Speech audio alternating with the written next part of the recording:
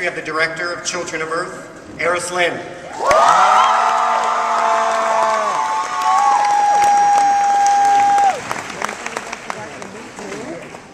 Next, we have the creator, the writer, and executive producer of Torchwood, Russell T. Davies.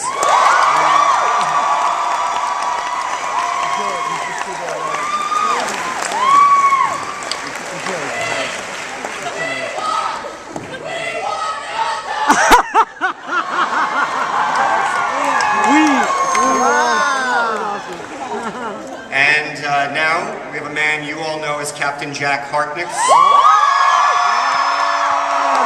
Mr. John Barrowman.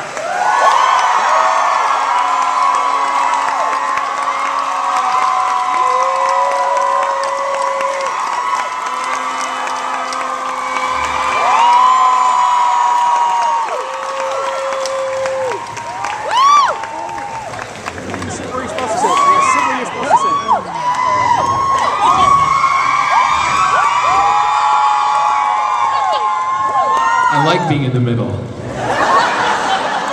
I love you too.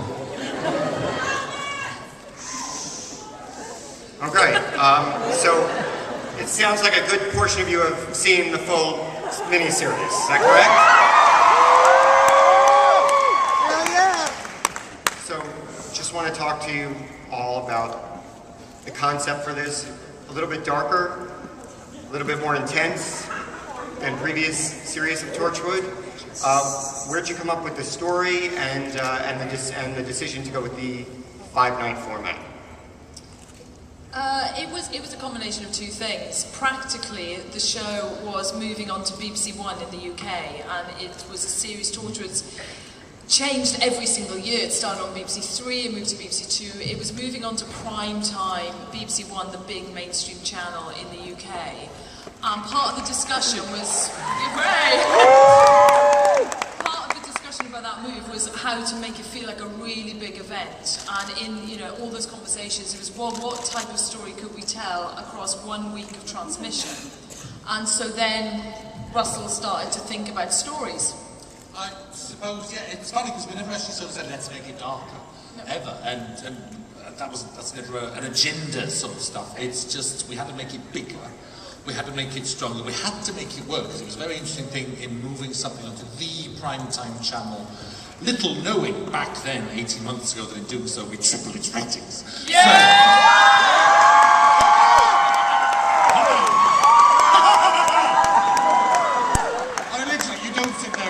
You don't sit there and think, let's make it the #1 show on Twitter television for 5 nights running. You just think, oh God, let's just make it work. Please let people watch it. So I suppose the intensity came out of that, like, please watch, please work. So because if that hadn't worked, it would have been the end of Torchwood. So that's where that strength came from. Yes. John, you've had some experience with the American TV audience. How do you feel about the response in America to the show as opposed to the response in the UK? Well, first off, the response in the UK has been absolutely brilliant and overwhelming. And the UK is Torchwood's home, but we found a second home like I have, and in retrospect, looking at I do both countries in a sense, and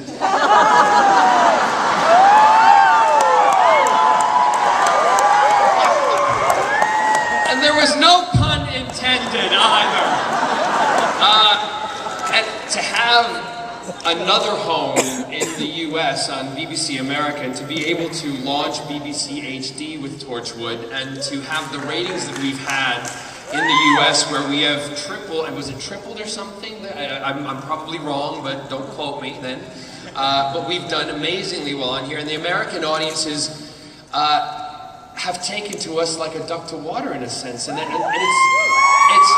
am I right to say we always wanted it to happen, but didn't expect it to happen in the way that it did. It's been like a massive tidal wave that's just overwhelmed us all a little bit, and all I can say from the bottom of my heart, I know these guys feel the same. Thank you, thank you.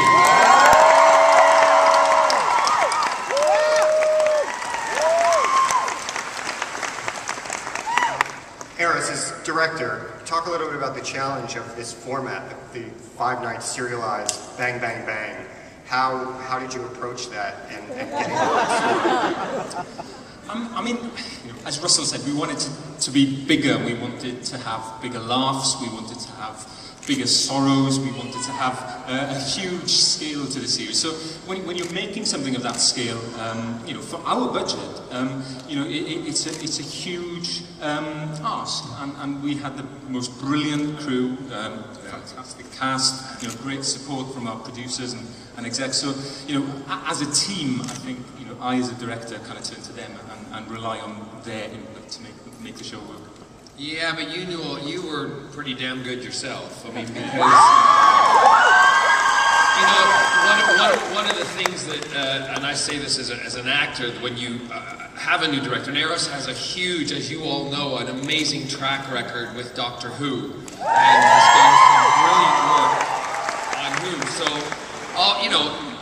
the cast when he comes in, we're like, okay. All right, so he's coming in, but we all sit down and we talk about it, and we had that initial meeting, and you find out what direction you all want to go in, and you just go with it. And things do change as time goes on, and it's a learning process for everybody. But you did an absolute amazing job.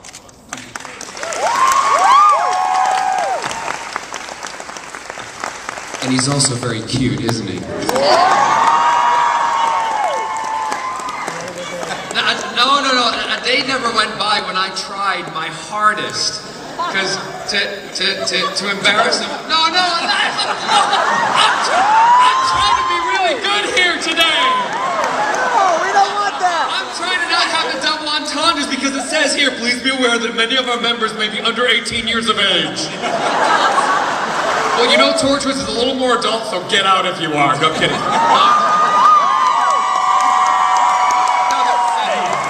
Stay and learn something. Watch and learn.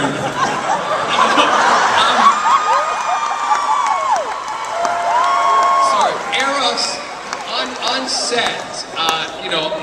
It was very bad. I tried my hardest to get him to, have not to embarrass you, but to do the little double entendre jokes that I like to do. But Eros at times would just do this. All right, let's move on. Okay. Let's do that again. Do it again. Nothing. He does that to me. Yeah. Nothing? Yeah, okay. So unless we failed. But he's still very cute. And he's Welsh.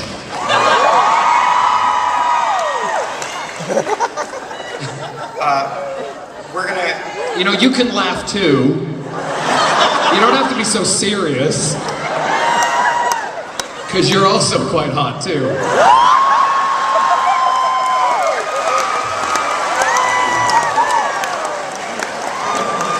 Go gay.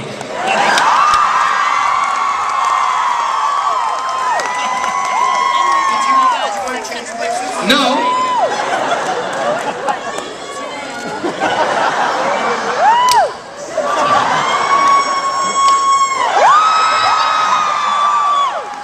Back to the questions. All right, a little later we're going to have some questions from the audience, and I have a pretty good idea where a lot of them are going to go. But, one question that I had was about the 456 and the alien itself, and I quite like the idea that we never really got a clear look at the creature. But I know some people were a little disappointed or might have liked to have seen that. Talk about the decision to not give us that look. That was a decision right away in the script, wasn't it? That because look at this convention, how many monsters and creatures and how many wonderful prosthetics out there, and there are CGI creatures, and there are millions of films and television programs with these creatures in. So in a way, you're not going to top them. You're not going to top what George Lucas is doing or what Peter Jackson's doing and stuff like that. So I sort of thought, let's go the other way. Let's imagine like it's the 1960s and you can't afford something. And this is what... and we could have afforded it. It wasn't a money thing, but that tank was a very, very expensive thing to build. Actually, making that tank airtight so no smoke crept into the rest of the room was a nightmare. Every time it did creep out, stop filming, stop. It was just terrible, wasn't it? But